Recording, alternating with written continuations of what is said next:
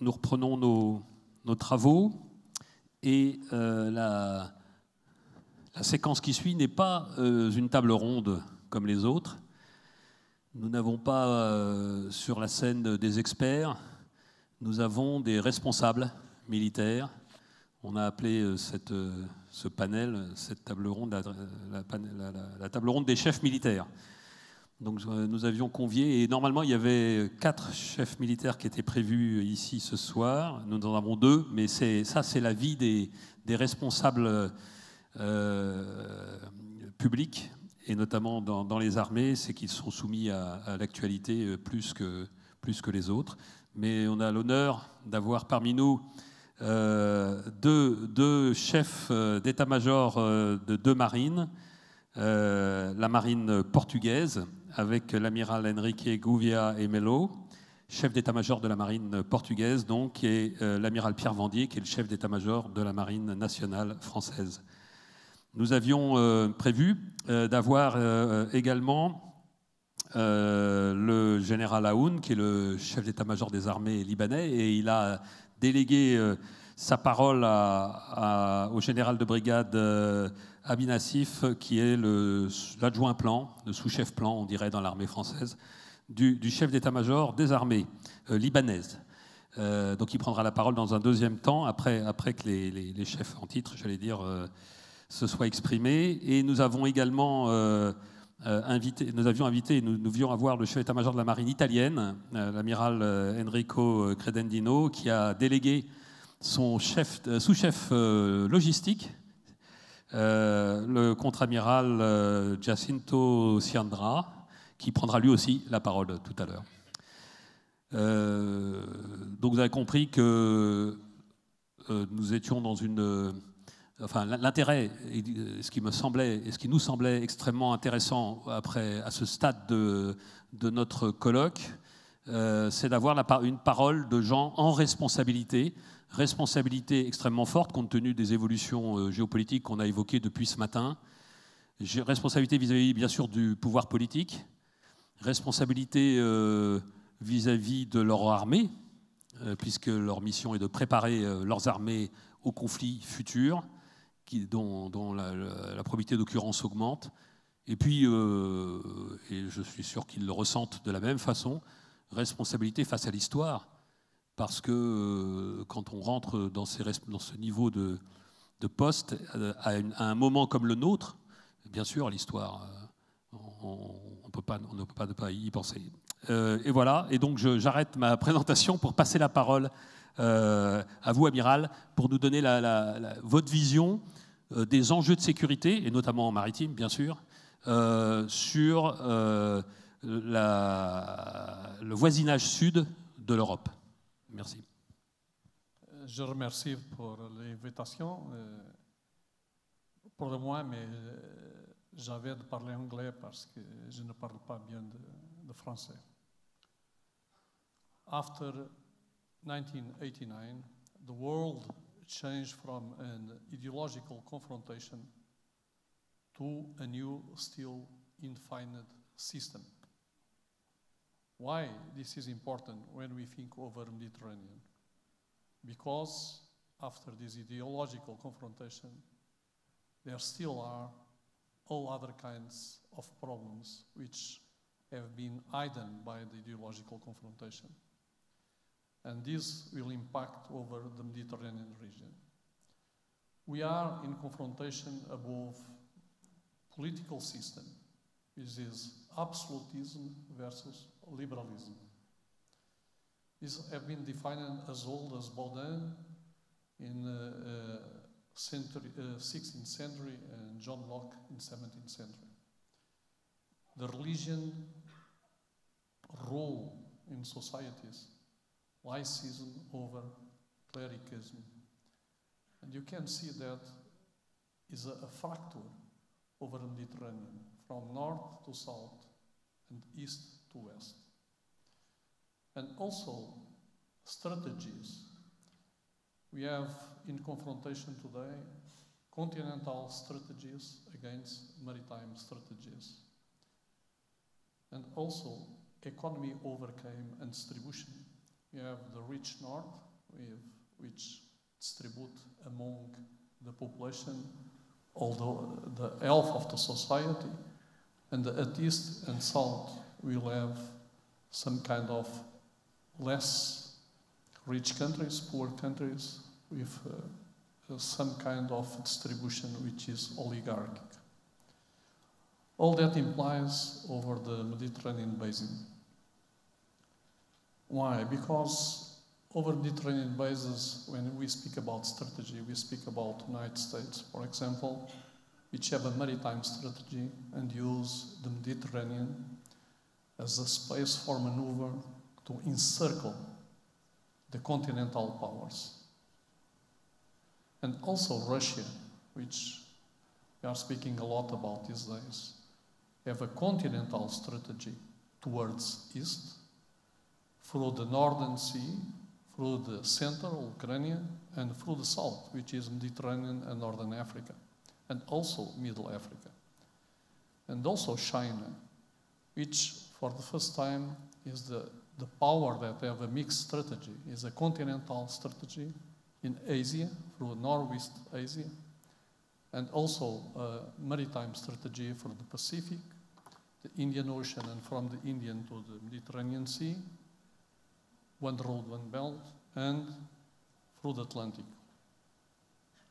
And what about Great Europe, where we stay? We had, until some time ago, a strategy which I can classify as a continental strategy towards the east, until we end on the Baltics and on the Ukrainian. And can we shift from this continental strategy towards the east to a continental strategy towards the south, which implies the Mediterranean basin? If we do that, we will regain, or we will come back to some crazy ideas which appear on the beginning of the 20th century. I will call about a name which Haushofer, which a geopolitical guy that inspired the Nazism. And can we have other kind of strategies, European, like a sub kind of strategy, which is a maritime in partnership with United States inside NATO? So when we speak about an independent strategy, we have to think about all these things, because an independent strategy will face all the other strategies. So what we will do, how we will deal with the role of religion in our society, how we will deal with liberalism. Is liberalism survive in these days? If so, how we will survive, or we will tend towards some kind of totalitarianism or autocratic systems? How we will face the demographic and economical difference between Europe and Africa and the resulting consequence of this difference? And what we will do as a European to have a strategy, if we have one, will be continental, maritime, a mix. So all these questions imply over our way we see the Med and we operate in the Med. So my view is we are in troubled waters without seeing what is the destination port yet. So what we do as a Navy, the Portuguese Navy is involved a lot in the Mediterranean Sea, because for us it's a very important area. We are not in the Mediterranean, but we are on the outside border of the Mediterranean, and that implies by not only because the connections of the lines of communications, but also culture, affinity. What we do is what we call sea control. Normally, by deterrence and presence, we do almost our missions outside, the broad missions we do outside Portugal, 80% are in the Mediterranean Sea. And also law enforcement. Why law enforcement? Because the other competitor, which is Russia, have an idea of hybrid warfare, which mix not only normal military operations, but also non-military operations all together in one package. So for us not to have some kind of blindness, we have to operate in all the spectrum. Curiously, the Portuguese system and the French system are very similar. We operate in a dual rule mode, military and non-military. The perfect maritime is what we have more or less in our system. So are we operating only for NATO interests, or European interests, or national interests? Today, we are operating for all these interests in the same mission. So the most important thing today is still to understand what will be the destination port. We don't see it clear. And we are just waiting and playing as the time is going in order to give time to the politicians and the system to have an idea what will be the next future for us in Europe and what will be the proposition. And certainly, any kind of solution will involve the Mediterranean Sea. We can see historically as the Roman Empire around the Mediterranean. We can see all other ideas that imply the liaison from the European to the Northern Africa and Sub-Saharan Africa. So we will see what future is waiting for us. But we cannot wait. Our politicians have to decide. It's not the military who decide. We will then make plans and we'll help with our capabilities and capacities to do the best for the Europe and for our countries. Thank you for your attention.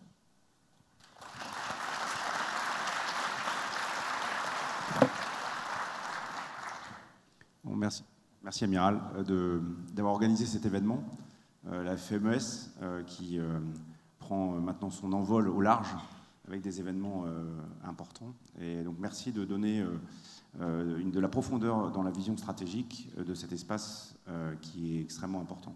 Alors pour la France, et donc c'est la raison pour laquelle ce que je vais vous dire donc, est assez, on va dire, corseté, nous vivons un moment un peu particulier puisque, vous le savez, le président l'a annoncé lors de son discours aux ambassadeurs il y a quelques semaines.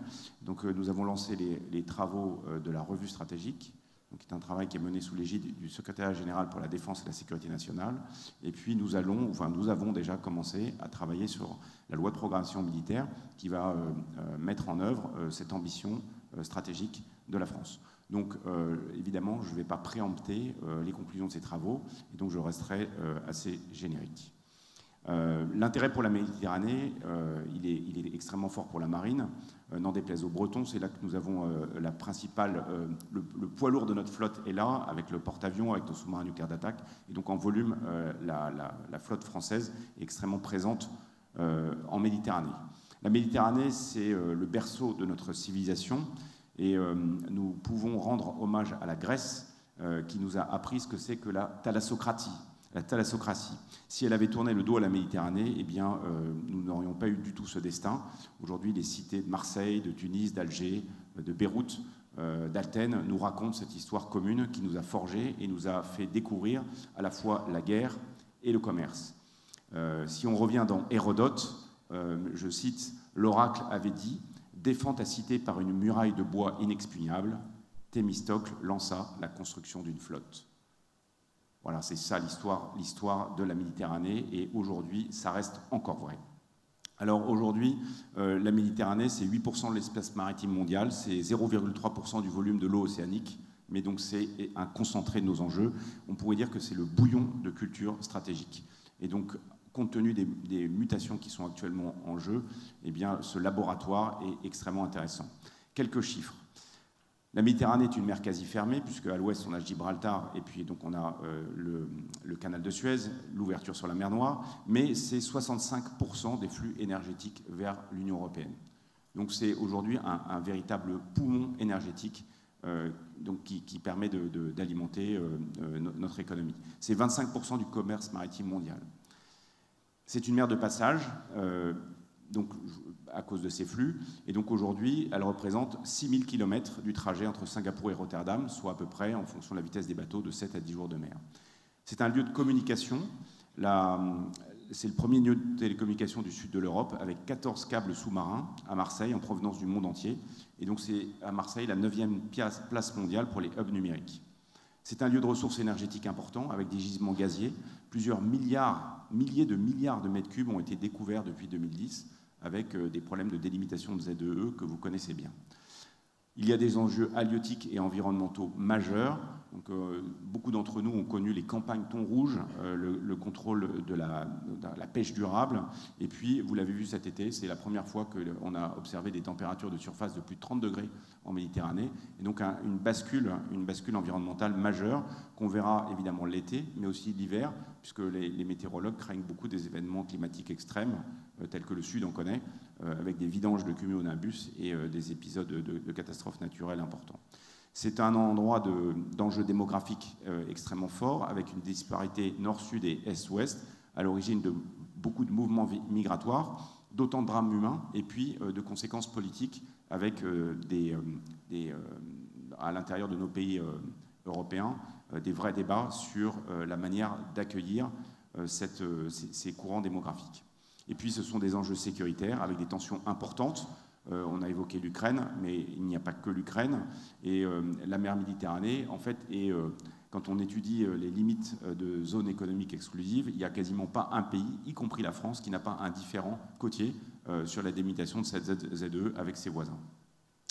Donc c'est un laboratoire de la mondialisation ou de l'évolution géopolitique qui est très sensible aux effets et aux enjeux qui jalonnent son pourtour.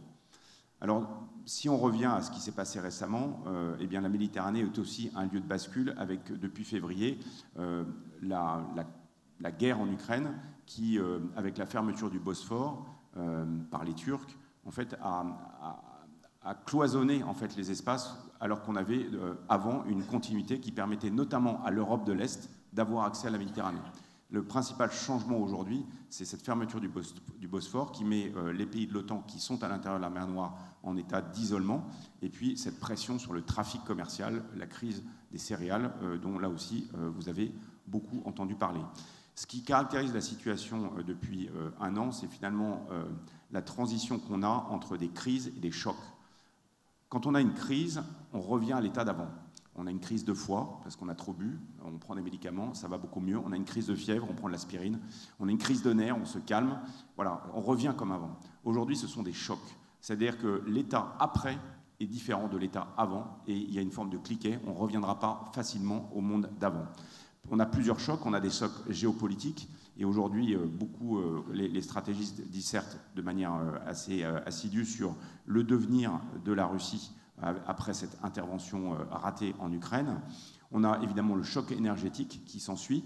On peut dire un double choc énergétique avec une transition énergétique qui est aujourd'hui extrêmement perturbée par la crise géopolitique et qui se traduit par une décontinentalisation de l'énergie européenne. Toute la transition énergétique avait été fondée finalement sur le libre accès au gaz russe qui ne coûtait pas très cher et qui permettait de développer des énergies renouvelables et de modifier le mix énergétique. Aujourd'hui, toute cette politique, toute cette stratégie européenne d'énergie est complètement basculée, elle est bousculée, et il va falloir aller chercher notre énergie en dehors du continent. Et donc la Méditerranée va représenter un enjeu de transit extrêmement important et un enjeu de ressources sur les fonds. Un choc économique avec la réapparition de l'inflation, la crise de la dette qui est également qui limite la capacité d'intervention des États, une démondialisation partielle qui a commencé avec le Covid, et puis enfin, quatrième choc, le choc climatique et environnemental, j'en ai brièvement parlé, et les effets de ce choc vont être considérables. Quand on le regarde à l'échelle de la planète, on avait réuni quelques spécialistes à l'île de la Réunion dans le cadre du forum IONS, Indian Ocean Navy Symposium. Et on avait une spécialiste de l'IRIS qui nous avait expliqué les effets de la montée des eaux. Ce sont des centaines de millions de gens qui vont être déplacés au cours des 50 prochaines années, des terres qui vont être submergées, des événements climatiques majeurs, comme je l'ai évoqué, et surtout un déplacement des ressources halieutiques du fait des changements de upwelling et de production planctonique. Ce qui s'ajoute, une manière d'embrasser ces quatre chocs, c'est de dire qu'en fait les trois grandes prophéties qui ont prévalu depuis la fin de la guerre froide ont explosé comme des bulles de savon. La première, c'est l'idée que l'économie libérale, le marché, créerait la démocratie. Ça, je crois aujourd'hui que plus personne n'est capable de dire que ça va fonctionner. Et donc, la grande usine du monde, et qu'on espérait voir devenir une démocratie, c'est fini. La deuxième chose, c'est l'interdépendance économique empêche la guerre. Quand vous voyez le niveau d'interdépendance qui a été créé, notamment avec la Russie, depuis les années 90, des groupes entiers, des banques, des groupes de commerce, le groupe Decathlon était extrêmement présent en Ukraine, en Russie. On pouvait penser que finalement cette interdépendance empêcherait la guerre. Cette idée à la vie dure, puisqu'elle était née, elle avait valu un prix Nobel de la paix avant la Première Guerre mondiale, Norman Engel, qui en fait avait prophétisé que la grande interdépendance des Européens empêcherait une confrontation mondiale. On était en 1910. Voilà, cette idée à la vie dure, elle revient de manière assez régulière. Et puis, la dernière idée qui a encore la vie dure, c'est l'idée de l'exemplarité du désarmement. C'est l'idée selon laquelle, en désarmant de manière unilatérale, tout le monde va désarmer. Je crois là aussi que cette idée commence à faire long feu. Non, les herbivores ne convaincront pas les carnivores de se limer les dents et de passer au steak vegan. Ça ne marche pas comme ça.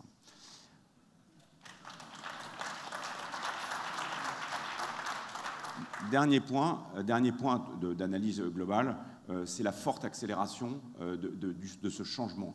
Moi, ce que je constate, c'est la difficulté, notamment dans la stratégie, on le voit dans les livres blancs, dans les revues stratégiques, etc., à pouvoir dresser un horizon de long terme. J'ai participé à la revue stratégique de 2017. Quand on a participé 3 ans plus tard à l'actualisation de la revue stratégique, on a pu la mettre à la poubelle. Non que ce qui était dedans était faux, mais ça s'était déjà passé. Donc l'exercice qui consiste à regarder loin devant, en fait, on regarde à très court terme parce que ça va beaucoup plus vite. Et donc on est dans un climat assez difficile où si on essaie de se projeter à 10 ans, on est forcément pris pour des Cassandres, donc on n'est pas entendu. Et donc on est obligé de réduire l'horizon, et puis de toute façon ça va trop vite, et ce qui se passe est tellement imprévisible qu'on a du mal à le mettre dans des documents stratégiques. Alors qu'est-ce que j'observe, moi, depuis ma une de chef d'état-major de la marine? C'est l'intensité du réarmement naval. C'est extrêmement inquiétant pour le militaire que je suis. Ce réarmement, évidemment, en Asie, avec des croissances à 3 chiffres de la marine chinoise, qui met à l'eau l'équivalent de la marine française tous les 4 ans. Mais ce réarmement se propage dans toute la zone d'Asie du Sud-Est, dans l'océan Indien et aussi en Méditerranée. Et donc là, je ne vais pas faire offense à certains des membres de la salle en citant des pays, mais regardez les chiffres, la croissance des marines est extrêmement importante, et donc les équilibres géopolitiques et militaires qui sont derrière vont changer de manière majeure. Donc c'est une question collective, j'y reviendrai. Les équilibres vont donc être bouleversés, ça veut dire qu'il y a déjà des gouvernements, des pays qui anticipent le fait que ou ils seront attaqués, ou ils auront besoin de défendre au large pas mal de leurs intérêts. Alors face à cela, que faire? 3 points. D'abord, continuer à développer des coopérations et des partenariats. Les mots peuvent sonner creux, mais en fait, on se rend compte, et dans mon travail de chef d'état-major, je le vois, je rencontre beaucoup de marines alliées, je voyage beaucoup. Je suis très content que nous ayons le chef de la marine portugaise avec nous. Je serai à Venise début octobre dans un forum organisé par la marine italienne. On voit l'intérêt qu'il y a de se connaître, de se comprendre, de pouvoir mettre nos moyens au service les uns des autres. Par exemple, la marine française a participé récemment à un événement, à un exercice monté en termes de lutte anti-drone, d'utilisation de drones organisé par la marine portugaise, pardon. Et je compte bien sur la marine portugaise pour venir dans nos prochains exercices, parce que nous apprenons beaucoup des autres. La démultiplication des moyens permet, en termes de génération de force, d'être efficace. Quand on regarde le nombre de frégates qui sont présentes en Europe, on en a autant que la marine américaine. Donc on n'est pas complètement tout nu. Et ça, je crois que c'est important d'avoir ça à l'esprit. Donc toutes nos opérations communes, même si on peut considérer qu'elles sont un peu molles, que derrière, ce n'est pas la grande guerre du grand soir, et on voit Sophia, Irénie, Sea Guardian, toutes ces opérations en fait occupent l'espace et elles permettent de se rencontrer, de se parler et d'avoir du dialogue stratégique à des niveaux plus importants au niveau politique. La sécurité maritime est une affaire commune. L'environnement est une affaire commune. Les navires de commerce ne connaissent pas nos ZEE, ils les traversent. Les poissons ne connaissent pas les ZEE. Il y a les lignes sur les cartes ne les intéressent pas. Et donc nos problèmes sont réellement des problèmes communs pour lesquels il est important de discuter. Et je note que les exercices français que nous organisons, comme Chebec, par exemple, avec des marines de la rive sud, ce sont des exercices qui sont très suivis, auxquels nos partenaires participent, parce que ce sont justement des occasions de travailler ensemble. Le deuxième point, c'est d'anticiper et de prévenir. C'est ce que vous faites avec ce forum. Le fait que vous vous rencontriez, qu'il y ait des tables rondes, permet d'élargir la compréhension des choses, de mieux comprendre quelles sont les lignes de force, les déséquilibres, les lignes de faille, et vers quels nouveaux équilibres nous allons aller. Car je crois, de manière très claire, que nous allons vers de nouveaux équilibres. Aujourd'hui, la question n'est pas de maintenir le statu quo, de trouver un nouvel équilibre. Et puis, dernier point, et ça c'est l'axe majeur poursuivi par le chef d'état-major des armées, c'est de dissuader le recours à la force. C'est, selon ses propres mots, de gagner la guerre avant la guerre. Cette expression est parfois difficile à comprendre. L'objectif, en fait, c'est de démontrer une force suffisamment organisée, crédible, résiliente, capable de livrer combat, pour que ceux qui ont envie de se livrer au fait accompli, ceux qui ont envie de se risquer à l'aventure de la guerre, y réfléchissent à deux fois en disant finalement la victoire est loin d'être assurée. Donc pour la marine française, ça se traduit par deux lignes d'opération importantes. Une ligne d'opération d'interopérabilité, donc d'avoir des systèmes qui sont capables de travailler avec les autres, et puis de travailler en coalition, comme je vous l'ai dit, se connaître, comprendre, et donc une participation à toutes les grandes opérations, qu'elles soient en Méditerranée ou en dehors de la Méditerranée. Alors, j'en arrive à ma conclusion. Je suis convaincu, depuis que j'ai pris mes fonctions, que nous sommes à la fin d'un cycle géopolitique. Au démarrage d'un nouveau cycle, il y aura de nouvelles règles, de nouveaux équilibres qui vont naître. Les signaux qui préparaient cela étaient nombreux. Ce n'était pas finalement si difficile de lire dans les signes des temps. Et je pense que nous, la marine, l'avons fait en lançant notre évolution. Ce qui surprend surtout, c'est la vitesse à laquelle ces changements interviennent. Alors, chaque génération a connu son coup de Trafalgar. Ceux qui s'en sont sortis sont ceux qui ont compris le plus vite les changements du monde. Et donc, l'agilité est déterminante. Et donc, c'est vraiment le cœur de ce que je fais dans la marine, c'est de préparer les esprits de mes officiers, de mes marins, à s'adapter plus vite. C'est ceux qui s'adaptent plus vite qui vont survivre. Je terminerai avec une citation de l'économiste Keynes. Elle est finalement assez optimiste. Elle dit, en fin de compte, ce qui se passe, ce n'est pas l'inévitable, mais l'imprévisible. Be prepared for unprepared. Voilà, je vous remercie.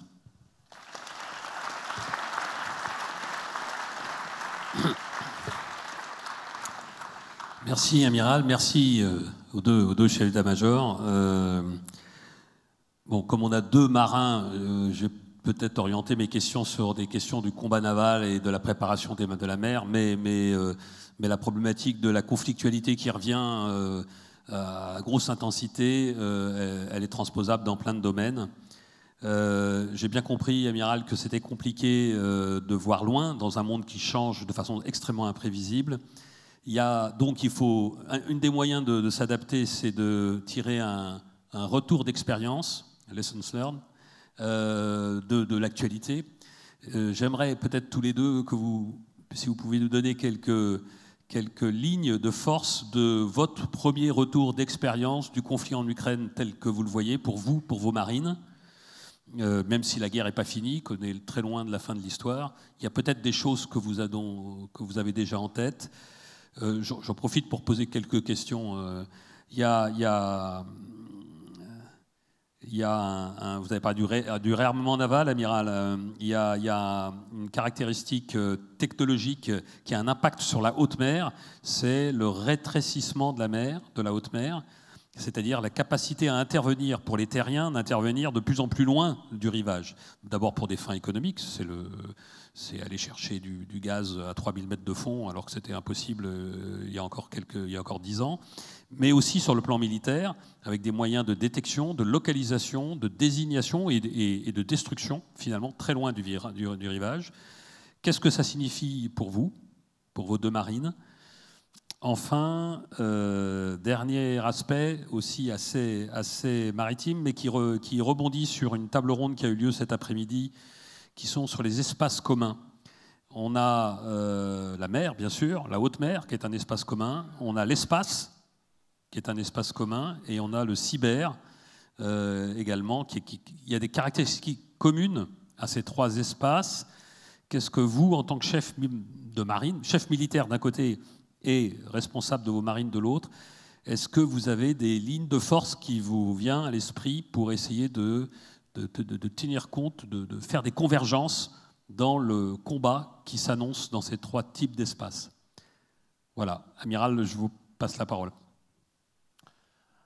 For the first question, the operations in what we call brown waters is a very difficult environment.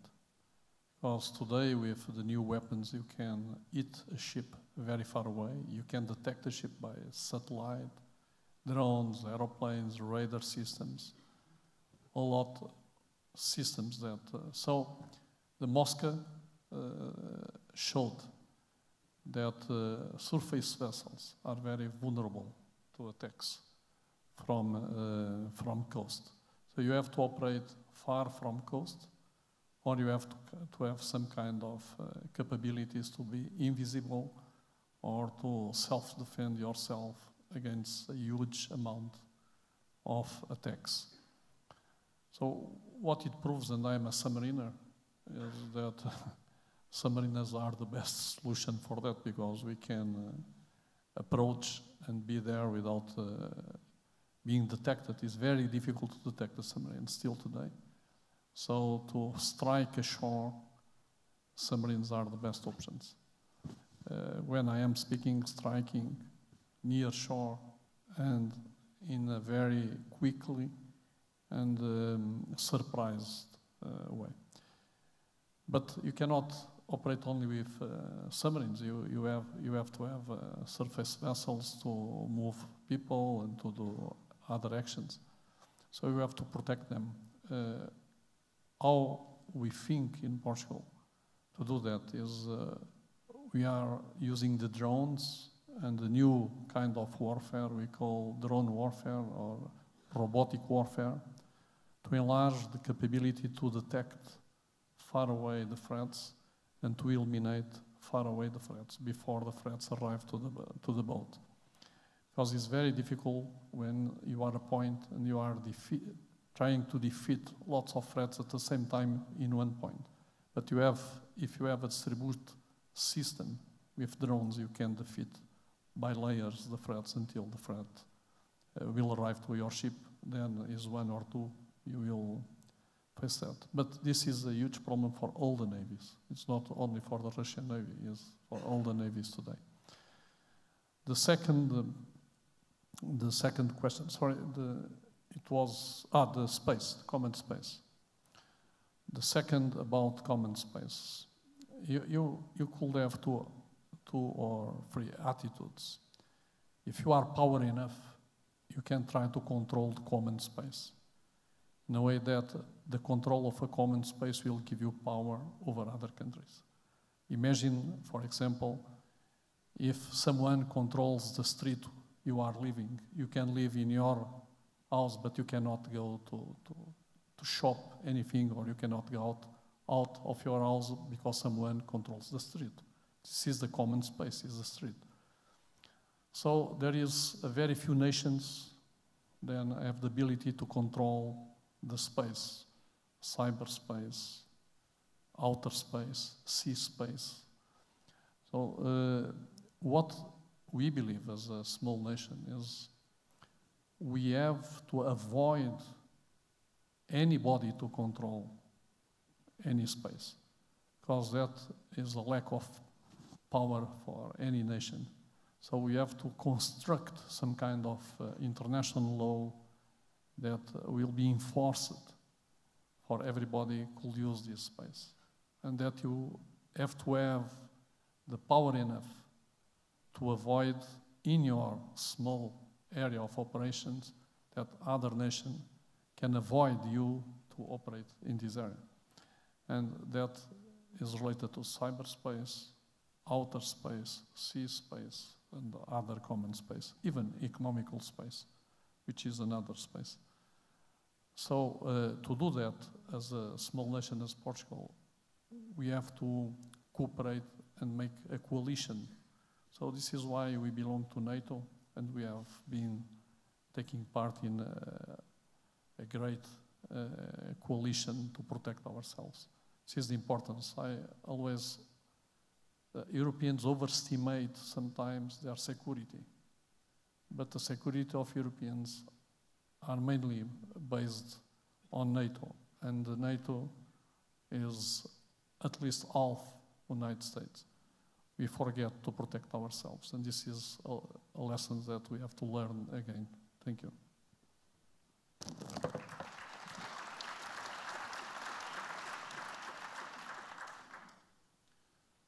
Dans le milieu naval, je pense que si on se retourne en arrière, on se rend compte dans les 20 dernières années des changements très profonds qui se sont opérés dans la manière d'opérer en mer. Et on peut dire que finalement, on a 3 milieux qui ont fusionné, en tout cas qui sont très proches aujourd'hui, qui sont l'espace, le cyberespace et le maritime. Pour faire des opérations navales, aujourd'hui, on ne fait pas d'opérations navales sans espace. On détecte les bateaux qui ont coupé leur AIS avec des satellites radars. On fait des photos des bateaux qui ont appareillé des ports avec des repasses qui sont quasiment plusieurs fois par jour. On communique haut débit avec des satellites géostationnaires ou en basse orbite. Aujourd'hui, sans l'espace, on ne fait pas la guerre en mer. La guerre en mer évolue de manière extrêmement rapide avec les drones aériens, les drones de surface, les drones sous-marins. Ce sont les câbles sous-marins qui sont apparus il y a une vingtaine d'années, avec aujourd'hui des terabits par seconde qui transitent sous les océans, avec des câbles qui servent également à des fonctions militaires. Donc ces 3 milieux sont en train de s'interpénétrer. Et donc c'est en train de modifier la manière dont nous préparons et nous entraînons nos forces. Un des effets, et ça a été évoqué tout à l'heure, c'est que aujourd'hui la mer est en train de se fermer. Les espaces sont quasiment contigus les uns aux autres. Vous avez suivi qu'à l'ONU, il y a eu toute une séquence de discussions sur le BBNJ, la régulation au-delà pour la haute mer en fait, où aujourd'hui on est en train de s'approprier un certain nombre de règles qui sont rendues possibles par l'observation persistante et par la technologie. Ces 3 espaces communs en fait ont des caractéristiques qui sont les mêmes. Ce sont des espaces où la technologie est première et la technologie définit le droit. Quand vous avez mis votre constellation de satellites sur orbite, en orbite basse, elle vous appartient et c'est vous qui allez définir l'awareness dont on a besoin pour pouvoir mettre une autre constellation. C'est vous qui devenez maître de l'espace. C'est vrai pour le maritime, c'est vrai pour le cyber. Celui qui pose sa norme numérique, c'est lui qui gagne. Et on le voit avec le GAFAM. Le résultat pour nos opérations navales, c'est l'arrivée d'une surveillance persistante, où donc finalement on peut quasiment suivre les bâtiments de manière continue en OSINT sur Internet. Moi, il m'arrive parfois de ne pas poser une question à l'EMO, mais d'aller voir sur certains bons sites où est le Charles de Gaulle. Ça me répond plus vite que l'EMO. Donc on voit bien, ça a été dit tout à l'heure, effectivement, est-ce qu'aujourd'hui l'avenir c'est de disparaître de la surface de la mer pour ensuite se cacher dessous? Je crois pas parce qu'aujourd'hui on voit se développer une dualité et une hybridité des actions qui font que on est obligé d'être là pour observer, on est obligé d'être là pour signaler ce que j'ai fait. C'est beaucoup plus difficile de signaler avec un sous-marin. On dit qu'on a appareillé, mais on ne sait pas où vous êtes. En revanche, avec une frégate ou un porte-avions, vous signalez une volonté, vous créez une discussion, vous pouvez dire que vous êtes là. Évidemment, vous êtes plus vulnérable qu'un sous-marin. Donc aujourd'hui, on voit se développer ces actions duales, militaires, civiles. On ne sait pas très bien ce qui s'est passé. Aujourd'hui, les blogueurs sont affolés par les histoires de Nord Stream 2 qui a explosé en mer Baltique. On ne sait pas très bien qui a fait le coup. Il y a des câbles qui ont été coupés en Méditerranée il y a quelques années. Je peux vous raconter une histoire, donc c'est le préfet maritime de Brest qui me l'a raconté il n'y a pas très longtemps. Donc en 2017, on a un cargo qui est au large de Brest, coupe son AIS, signale qu'il a une panne, mouille et ne répond plus aux appels du CROSS. Le CROSS envoie un hélicoptère pour faire voir ce qui se passe. Ils arrivent, il y avait une vingtaine de personnes sur la plage avant du bateau. Bon, voilà, le bateau rembobine sa ligne de mouillage et puis il repart. Quelques mois plus tard, le même préfet maritime va au CROSS le CROSS en Bretagne. Donc c'était à Etel. Et les affaires maritimes, en fait, avaient enregistré l'événement et l'avaient rapproché d'une coupure de câble électrique, de câble énergie. Donc on remonte la pelote, on prend le nom du bateau, et en fait, on s'est rendu compte que ce bateau avait fait la même chose une année avant dans les eaux britanniques. Et donc, il s'agissait vraiment d'opérations intentionnelles, et ce n'était pas un hasard. À chaque fois, il mouillait sur des câbles, il arrachait des trucs, et donc il était en train d'expérimenter un mode d'action. Voilà, donc aujourd'hui, ce n'est pas en étant sous le dioptre complètement qu'on empêchera ce genre de choses. Il faut être là, il faut être présent. Et donc ça m'amène naturellement au dernier point, à la question du combat naval. C'est quelque chose que j'ai remis au goût du jour dans la marine parce que par rapport à la ligne d'opération du CEMA, c'est-à-dire gagner la guerre avant la guerre, eh ben, il faut être sûr qu'on va la faire, qu'on peut la faire, qu'on va la gagner si on la fait. Et donc ça a été le virage important qu'on a pris dans notre manière de nous entraîner, c'est-à-dire qu'au lieu de nous entraîner comme on fait de la musique symphonique, donc on apprend, on fait ses gammes au piano, on fait ses gammes au violon, et puis ensuite on va jouer une partition qui a été écrite par un grand chef, eh bien on est en train d'entraîner nos troupes à faire du jazz band, à pouvoir s'adapter à une partition qui n'est pas écrite, à pouvoir continuer à faire le show, même si le guitariste est en retard et a loupé son train, même si le trompettiste a bouché sa trompette. Voilà. Et donc, on est capable de faire face à quelque chose qui n'est pas préparé, ce que je vous ai dit dans mon speech, be prepared for unprepared. Et c'est ça le gros changement aujourd'hui.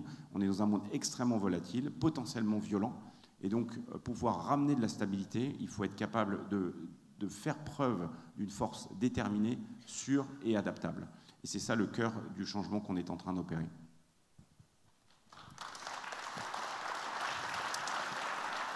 Merci. Merci. On va passer la parole à deux autres pays. Donc je vais commencer par le général Nassif, qui est donc le sous-chef plan du chef du CEMA, du chef d'état-major pardon, des armées libanaises. Mon général, je vais vous donner le micro. Oui, il y a un micro qui arrive. Si vous pouvez donner votre vision, la vision du Liban sur les enjeux de sécurité. Bonjour, merci pour votre invitation, pour cette rencontre-là, ces discours et ces analyses stratégiques. En tant que Libanais, un officier libanais, je ne veux pas me lancer dans des analyses un peu géopolitiques ou bien stratégiques, parce que si on connaît bien la situation au Liban, avec la situation politique et la situation économique du pays, donc je peux me contenter un peu de parler un peu comment une force armée peut agir ou bien peut opérer dans des situations un peu difficiles dans un pays qui est à peu près au bout de l'effondrement.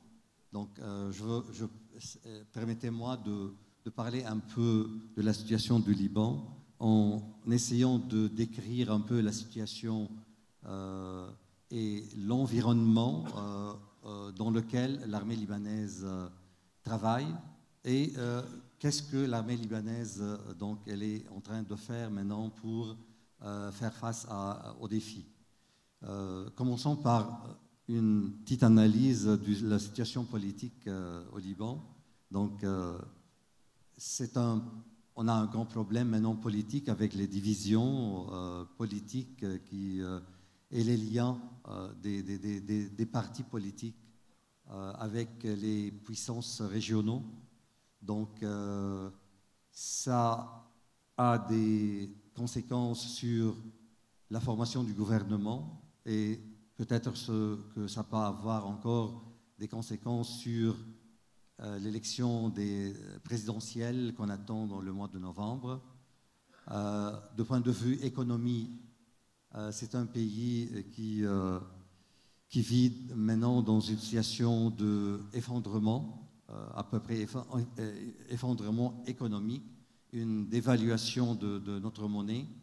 De point de vue social, on attend comme force armée libanaise à des démonstrations, des ordres publics, donc à des manifestations, à des travaux un peu illicites. Donc, avec toute cette situation-là, les forces armées libanaises donc, essayent d'opérer dans ces situations-là. Mais notre faiblesse, c'est que même l'armée libanaise, elle n'a pas un budget suffisant pour la maintenance de ses équipements. Même de point de vue salaire, si je donne un exemple, les soldats qui ne peuvent pas se déplacer avec leur salaire pour arriver à leur travail. Donc, même l'armée libanaise est un peu fragilisée avec cette situation. Donc, ce qu'on essaye de faire maintenant, c'est chercher une assistance internationale qui peut nous aider un peu à laisser l'armée libanaise sur ses pieds durant cette phase. Et on essaye de travailler un peu sur le service sanitaire, c'est-à-dire le healthcare des soldats, pour essayer de retenir les soldats dans l'armée libanaise, parce qu'on a eu à peu près 5% des soldats qui ont déserté l'armée à cause de leur salaire. Donc, on essaye d'implanter un programme de transport pour les soldats pour arriver à leur poste. Et la seule opportunité qu'on peut voir maintenant, c'est une assistance internationale. Et on commence encore à avoir, par exemple, une assistance qui est orientée vers les soldats qui viennent de Qatar. On attend encore une autre assistance qui va venir des Nations Unies. Donc, ce que je décris maintenant, c'est un peu une description un peu pessimiste du pays et de la situation, mais je peux dire que c'est la vérité. C'est peut-être que les gens qui ont attendu à une intervention un peu au niveau stratégique, ils sont déçus maintenant, mais c'est la réalité. Et de toute façon, cette situation-là, elle va avoir des impacts sur la situation de la Méditerranée et sur donc, les plans stratégiques élaborés pour la région. Peut-être qu'un seul événement qui pourra être positif, c'est le problème de la délimitation des frontières maritimes entre le Liban et Israël. Donc, si ça va aboutir, et on a l'espoir que ça va aboutir dans quelques mois, donc ça va faire entrer le Liban dans le domaine de la production du gaz et du pétrole à long terme. Donc, ça sera une opportunité pour le Liban pour se reconstruire et se mettre à pied encore une fois. Mais on parle un peu de quelque chose qui est un peu à long terme. Merci.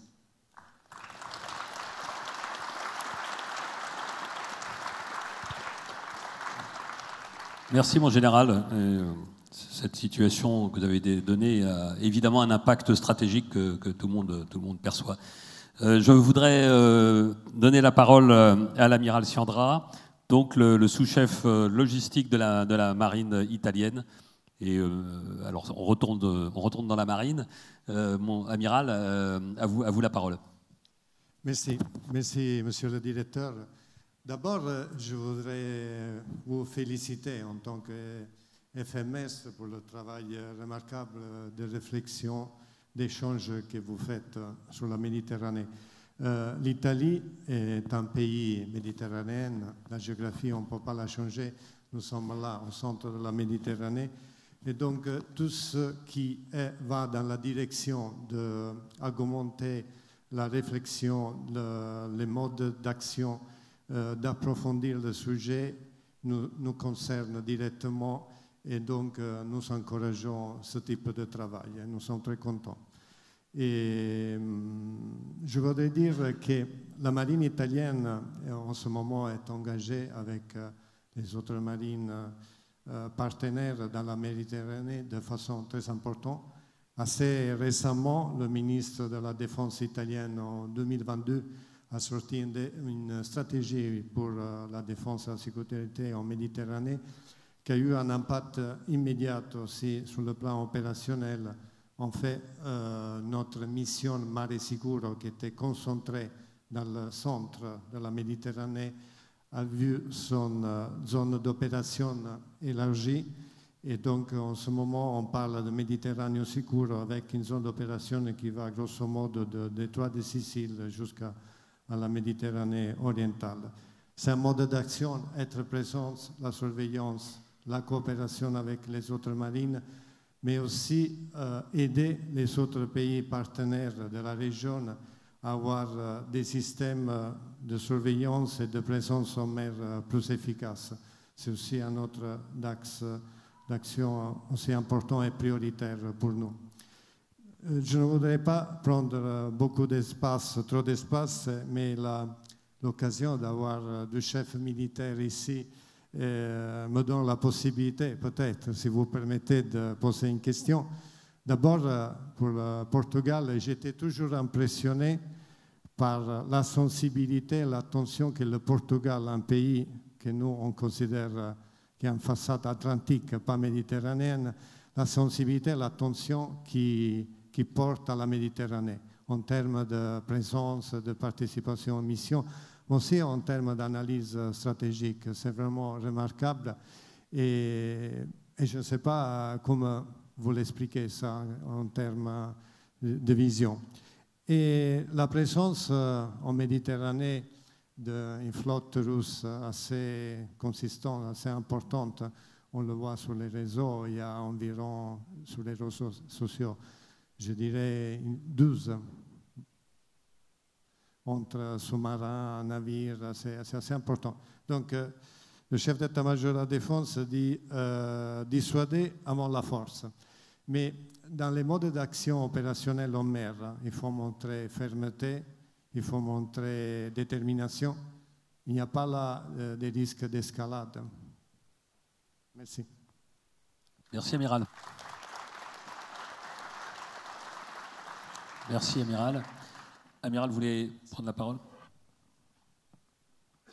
Thank you for the question. It's very simple. We in Portugal we only have a frontier with Spain. It is our ally in all international bodies. So the only frontier is the sea. And we face the Atlantic. In the Atlantic, we think we have to do some job for anti-submarine warfare, to keep the roundabout around the Azores clear for the logistics from one coast to another. Beside these operations, we see the Gulf of Guinea, which is also important, but especially Mediterranean. Why? Because everything which happens in Mediterranean is near neighbor. And so we provide a lot of missions in Mediterranean till central Mediterranean because it's our near neighbor. So we are contributing as much as we can in that near neighbor. And we have these policies, when you have a small navy, to be ready and to use everything you can in missions is only strategy. Otherwise, you will not do anything. Thank you.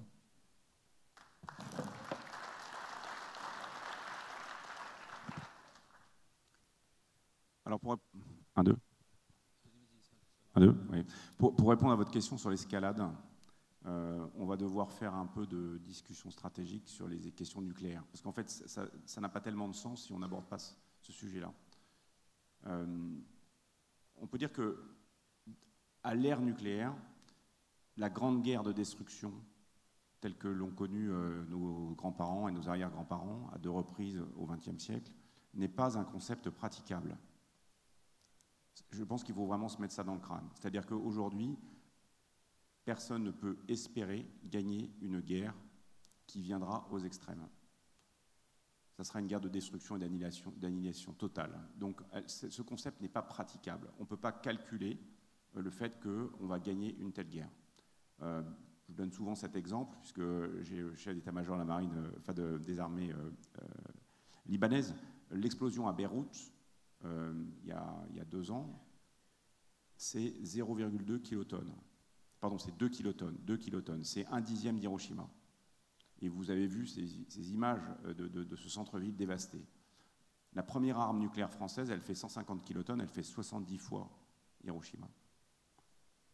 Bon, donc, on n'est pas du tout dans des ordres de grandeur où on peut penser gagner une guerre de ce type-là. Donc, la guerre nucléaire n'est pas une guerre gagnable, c'est une guerre qui ne doit pas avoir lieu et qui ne peut pas avoir lieu. Alors, ensuite, on redescend en dessous, et en dessous, on revient dans, finalement, ce qu'on a connu depuis des siècles, c'est-à-dire le domaine des calculs. C'est-à-dire que quand vous êtes militaire, vous regardez qui y a en face, comment ils sont entraînés, et vous dites, je vais appliquer telle tactique pour pouvoir atteindre mes objectifs. Et l'objectif, enfin l'ambition, c'est de le gagner avec le minimum d'efforts. Donc c'est le domaine des calculs. Aujourd'hui, on le voit, le monde dans lequel on évolue n'est pas exempt de calculs. Les Russes ont fait des calculs pour gagner l'Ukraine. Ils sont en train de perdre ce calcul. En tout cas, ça leur coûte beaucoup plus cher que ce qu'ils avaient imaginé. Donc l'escalade, elle doit se comprendre dans, finalement, cette difficulté. Enfin, elle se comprend à travers les questions de calcul. C'est-à-dire que si quelqu'un a décidé d'escalader, c'est qu'il pense qu'il va pouvoir l'emporter et qu'il maîtrise le risque de débordement. Et c'est précisément là où la stratégie française du CEMA se pose, c'est-à-dire qu'en montrant une détermination et en travaillant en coalition, la personne qui est en face, la puissance qui est en face, a des calculs extrêmement complexes. Elle ne sait pas si elle se bat contre 1 ou contre 10. Elle ne sait pas le volume des armes qui sont disponibles. Elle ne connaît pas les tactiques qui vont être appliquées. Et donc, elle est obligée d'en rebattre sur son ambition. Donc, l'affirmation de coalitions flexibles, bien entraînées, qui sont capables d'être interopérables, est quelque chose qui tue la capacité à faire des calculs en face. Donc, c'est un antidote contre le fait accompli. C'est ce qu'on a, on peut dire que c'est ce qu'on a comme meilleure solution à poser aujourd'hui pour éviter que, malgré cette accumulation d'armement, malgré cette destruction du grand cadre des régulations internationales et des traités, malgré l'extrême volatilité géopolitique, eh bien finalement, on n'en vienne pas à des choses catastrophiques. Voilà ce qu'on a à mettre aujourd'hui sur la table. Donc ça veut dire après que dans le comportement des gens sur le terrain, évidemment, il faut être extrêmement précis, mesuré, il faut maîtriser sa force, il ne faut pas perdre ses nerfs, et donc il faut être capable de répondre de manière extrêmement brève à l'augmentation de tension. Je dis souvent, la différence entre la haute et la basse intensité en mer, c'est les ordres qu'on donne. C'est une question de secondes, c'est une question de minutes en être un état-major et un bâtiment qui part entraîné, équipé pour le combat. Il quitte son port, il est capable de faire la haute intensité. Donc aujourd'hui, c'est bien ça, ce réglage de la maîtrise de l'escalade, mais toujours avec cette idée qu'on a, en tout cas pour les pays dotés, un espèce de plafond qui rend la grande guerre totale impossible. En tout cas, je l'espère.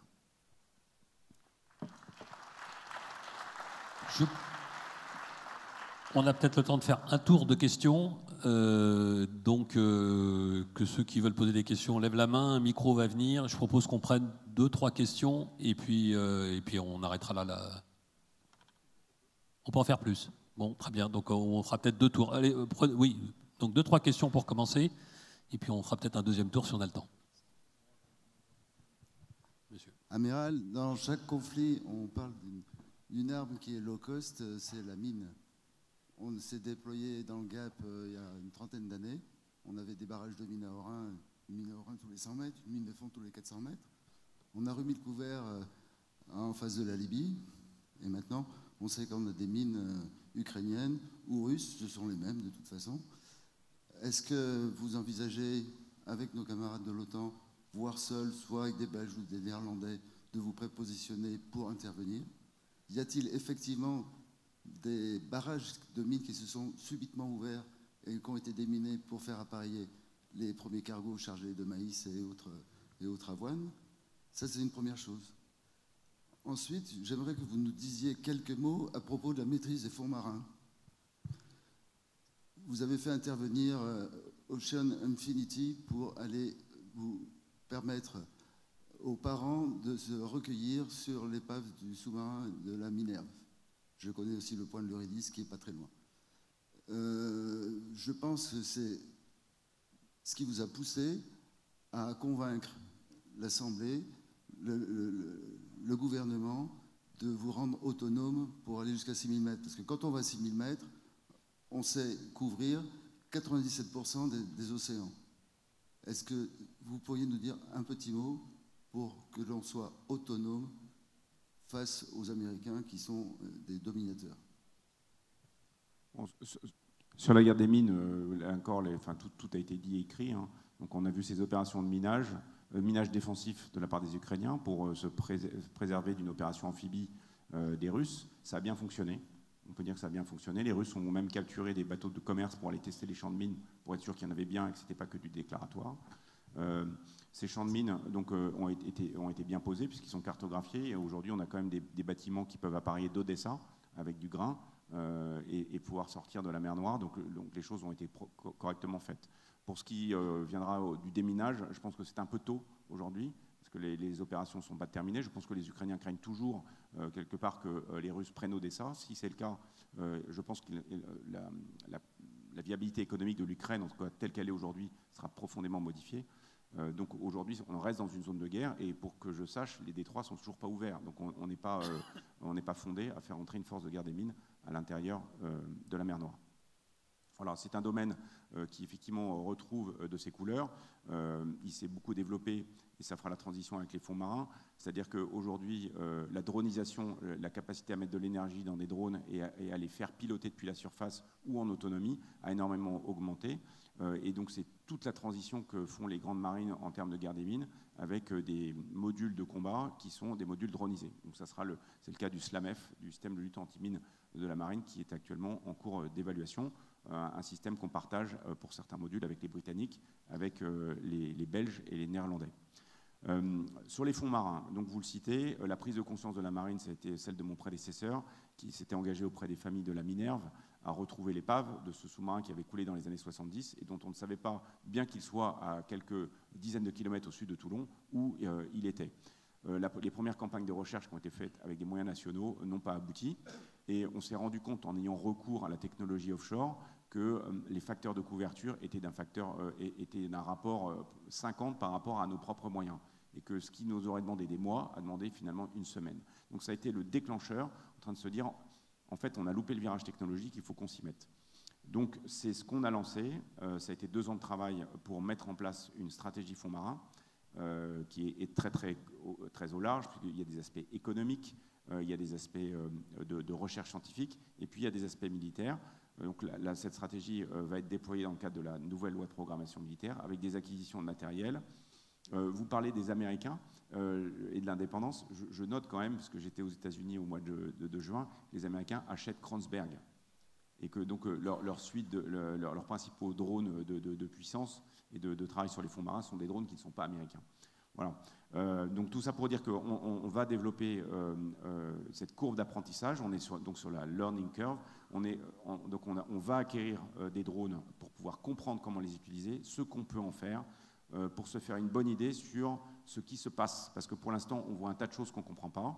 On n'a pas les moyens d'aller voir les bateaux bizarres qui restent une semaine au milieu d'un endroit au large de Brest voilà, on n'a pas les moyens d'aller à 4000 mètres ou 5000 mètres pour aller voir ce qu'ils ont fait. Donc c'est ce qu'on est en train de faire. Et cette stratégie va se déployer au cours des 4-5 prochaines années. Une fois qu'on aura compris ce que les autres font, on va déterminer quels seront nos moyens d'action pour nous défendre, pour surveiller et pour éventuellement agir si nécessaire. Voilà, j'espère que ça répond à votre question. D'autres questions? Bonjour. Vous m'entendez? Bonjour, Amiral. Une petite remarque et donc une question. Si on avait fait cet événement il y a 1 an, on aurait parlé sans doute de l'Indo-Pacifique, peut-être des tensions en mer d'Or, mais probablement pas de la Black Sea ou des contrôles des lignes de communication. Donc, pour revenir sur votre conclusion, to be prepared for the unpredictable, comment fait-on pour bâtir un outil militaire à l'échelon français, et sans aller vers la LPM, mais intellectuellement, comment on bâtit un outil militaire capable de répondre à tous les scénarios, vu qu'on ne peut pas en exclure un parmi d'autres, alors qu'on a une contrainte économique forte. Et d'où ma question subsidiaire, qui est de dire, la seule façon peut-être, c'est l'interopérabilité vraiment très forte avec nos alliés européens, d'où la présence de vos collègues chefs d'état-major des autres marines, pour se partager les différentes fonctions. Je vous remercie. Bon, c'est la grande question de la loi de programmation militaire, ça va être l'ajustement. On peut dire que, enfin, si on raisonne en termes de cycle, on a eu le cycle de la guerre froide, là c'était à peu près correctement orienté, on savait quel était l'ennemi et de quoi il fallait se protéger. À la fin de la guerre froide, on est rentré dans un cycle un peu diffus du maintien de la paix, où finalement on avait des outils militaires très très puissants pour gérer des crises microscopiques qui étaient complexes, mais qui ne demandaient pas des moyens militaires aussi importants. Donc ça a été les dividendes de la paix. On a beaucoup diminué nos moyens. Et puis ensuite, il y a eu le cycle du terrorisme aussi, qui était un cycle un peu hybride, puisque finalement, une partie de la menace, elle pouvait se traiter chez nous avec des forces de sécurité intérieure. Et puis, il fallait intervenir dans des pays, donc quelque chose qui était entre la rébellion et de la violence organisée. Et là, on voit bien qu'on est sorti d'un cycle, de ce cycle-là, avec maintenant le retour des États, la contestation des frontières, la remilitarisation dure, qui fait qu'aujourd'hui, je vous l'ai dit, dans le domaine naval, le niveau et l'intensité et le nombre des plateformes modifient de manière assez profonde les équilibres. Donc c'est une vraie question de stratégie pour les décideurs, pour la nation, pour nous, et donc c'est ce qui va être fait dans les travaux de la loi de programmation militaire et de la revue stratégique. Ce que je note, c'est qu'il faut à peu près 20 ans pour faire un programme d'armement sérieux. L'amiral Rogel était corvettard quand il a fait les spécifications de la classe Barracuda. Programme lancé en 2000, construction commencée en 2010, ASA du premier sous-marin en 2022. Le dernier sera admis en 2030. Vous voyez, c'est quasiment 30 ans pour avoir un sous-marin performant. Pour le porte-avions, le dossier de lancement en réalisation est prévu en 2025, pour une ASA en 2037. Voilà, moi, ça fait longtemps que je ne serai plus dans la marine. Donc on voit qu'on est sur le temps long, alors que en fait, les problèmes sont extrêmement volatiles. Donc, d'une manière claire, et c'est vraiment comme ça que je travaille pour entraîner nos troupes.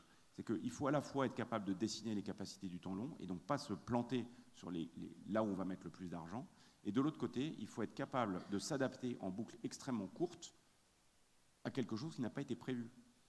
Et donc c'est tous ces cycles d'adaptation. Je plaide notamment avec mes industriels préférés pour qu'on réussisse à faire du développement incrémental et que nos plateformes qui vont durer 40 ans, eh bien, au lieu de les refondre à mi-vie tous les 20 ans, ce qui fait que pendant un tiers de leur vie, entre un tiers et la moitié de leur vie, elles ne seront pas au niveau, on puisse dire tous les 3 ans, en fait, on va adapter, on va mettre un nouveau traitement logiciel, on va mettre un nouveau radar, on profitera des petits arrêts techniques pour augmenter le niveau de la plateforme. Et c'est comme ça qu'on s'adaptera. Ce que je remarque, et je terminerai là-dessus, c'est que le cycle de l'adaptation, l'Ukraine est pour le coup une très très bonne école du cycle d'adaptation.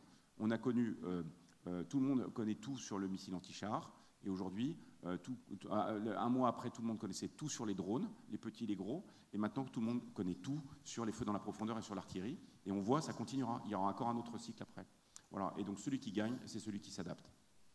Je voudrais rajouter un point.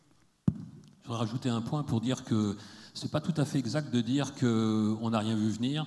Enfin, moi, je suis la direction de la FMES depuis 4 ans. Ça fait 4 ans qu'on annonce, et en fait, on l'a annoncé bien avant, le retour de la haute intensité, on l'a vu venir. Ce n'est pas une vraie surprise. Après, que ça soit pris en compte dans la LPM, parce que comme une priorité qui nécessite des flux financiers qu'on va tirer d'autres choses, ça, c'est un problème politique. Mais l'identification du retour de l'histoire, de l'agression, de la haute intensité, ça fait des années qu'on le dit, pour ne pas dire des décennies. Donc je peux sortir des articles que j'ai signés en 96 sur ce sujet. Donc oui et non. Le monde change très vite et les technologies évoluent extrêmement rapidement. Et il y a une fluidité géostratégique et géopolitique qu'on a évoquée ce matin qui fait qu'on peut être pris par surprise. Mais les grandes tendances, si on ne les voit pas, c'est qu'on ne veut pas les voir. Parce qu'elles sont là et elles nous pendonnaient depuis très longtemps. Et on ne pourra pas dire... Et donc, quand on a monté les RSMET, c'était bien avant l'Ukraine, et on parlait de la haute intensité, des drones, de l'hypervélocité, ça existait, les technologies, elles sont là. Maintenant, effectivement, ça a une réalité concrète qui fait que tout le monde ici sait de quoi on parle. Parce que les journaux en parlent, que les blogs en parlent. Mais c'est une surprise, c'est pas véritablement une surprise pour les experts. Par contre, pour ceux qui gèrent des budgets contraints, c'est extrêmement compliqué parce que c'est toujours le jeu de taquin pour savoir où est-ce qu'on va prendre de l'argent pour le mettre ailleurs. Voilà, c'est une petite réaction de think tanker puisque c'est maintenant mon rôle. Et une dernière question. Sous-lieutenant Richard, promotion lieutenant-colonel Pigeot, mes respects amiral. Vous avez dit qu'il faut be prepared for unprepared et que sans l'espace, on ne fait pas la guerre en mer. Est-ce que vous pouvez nous dire si jamais on venait à avoir soit une cyberattaque ou du brouillage électromagnétique ou encore un missile anti-satellite sur notre système satellite français, à quel point ça réduirait notre capacité opérationnelle en mer? Merci. Vous avez raison. C'est à ce à quoi on s'entraîne. Donc on a fait un grand exercice l'année dernière qui s'appelle Polaris. On a joué ça. On a joué plus de satellites, plus de communication. On a joué plus de GPS pendant une semaine. De manière à apprendre à nos marins à trouver autre chose. On peut faire sans. On va faire autrement, on sera moins performant, mais on peut faire sans. Et en général, quand on commence à dénier quelque chose comme l'espace à quelqu'un, il y a beaucoup de gens qui vont le perdre aussi. Donc on peut supposer que dans l'autre camp aussi, ils vont le perdre. Si vous regardez, par exemple, sur le spectre électromagnétique, les questions en Ukraine sont extrêmement intéressantes. L'armée russe était extrêmement développée en termes de brouillage, et on voit que l'Ukraine a su faire face. Ils se sont débrouillés autrement.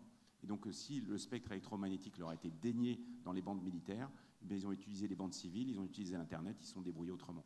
Voilà. Et c'est ça, en fait, le cœur de notre affaire. C'est de pouvoir s'adapter, de pouvoir dire, OK, mon système d'armes, je vais l'utiliser autrement. Je vais utiliser des modes dégradés, je vais utiliser d'autres tactiques. On a parlé des mines. Si on n'a pas assez de missiles anti-navires, on peut utiliser d'autres stratégies, d'autres tactiques maritimes pour pouvoir gagner. Voilà, donc pour répondre à la question des moyens, on a pu penser qu'une armée, c'était une gigantesque épicerie dans laquelle on trouverait tout sur étagère. On est devenu une petite épicerie de quartier où on n'a pas beaucoup de stock. Voilà. Aujourd'hui, le président en a parlé sur l'économie de guerre, sur reprendre de l'épaisseur, reprendre des stocks, mais on restera quand même une armée multifonction qui n'aura pas énormément de matériel sur étagère. En revanche, si on a une bonne combinaison des moyens, si on est capable d'inventer des tactiques qui prennent en compte nos fragilités et qui vont aller exploiter celles du type d'en face, on s'en sortira bien. Il y a des pays qui n'ont pas des armées extrêmement numériquement élevées autour du bassin méditerranéen, vous allez voir à qui je pense, et qui font des choses extraordinaires, qui sont des champions du cyber, qui font des coups tordus en veux-tu, en voilà, avec beaucoup de succès. Voilà, donc aujourd'hui, je pense que ce que le monde qui vient nous demande, c'est d'être adaptable, et ce n'est pas en ayant des arsenaux pleins de chars, d'avions et de bateaux qu'on s'en sortira.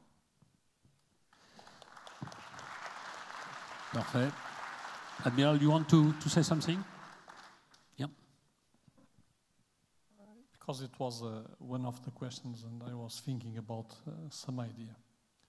20 years ago, the Western coalition could stop and control all the seas, to block the sea trade to a nation that we did not want the nation to trade. We have the power to do that. the Western coalition could do that 20 years ago. Today, perhaps with a lot of effort, in 10 years' time, we will not be able to do that. And that is the turning point of the power from the West to the East. And that will be the mark for the new generation of power and the new geolocation of power. Thank you.